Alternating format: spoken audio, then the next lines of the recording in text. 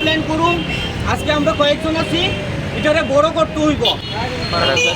বুঝতে পারে না এই মরামুড়ি বদ্ধ করতে হইব। আমরা মানুষের মতো বাঁচতে হইব। কে আইবেন তাইলে গিয়ে দুনিয়া আগে যাইব। ঘরে বইয়া স্ক্রোল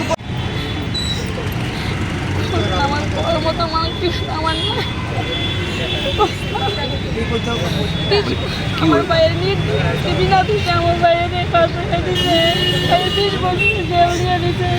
আজকে মায়ের নিচে শোয়াইছে আমাদের বাড়িতে এসে বাইরে নিয়ে এসে বাবাও নাই, আমার দেখার মতো কেউ নাই। কেটা পাঠাইছে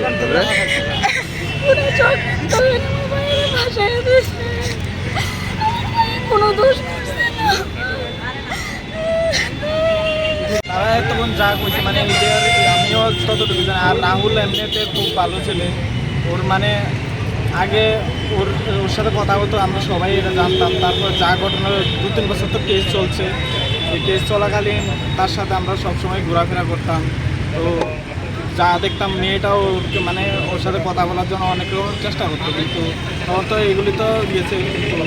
যখন লাস্টে মেয়েটা যখন ফার্স্ট কিন্তু ওর দিকে মানে সাক্ষী দিয়েছে যে ওর পক্ষে দিয়েছে। তারপরে যখন মানে চেঞ্জ হয়ে গেছে, মেয়ের ফ্যামিলি হয়তো প্রেশারে চেঞ্জ হয়ে যায়, ওর বিপক্ষে সাক্ষী চলে যায়। তারপর এটা কেস চলাকালীন 3 বছর পর ওর বিপক্ষের রায় চলে যায়।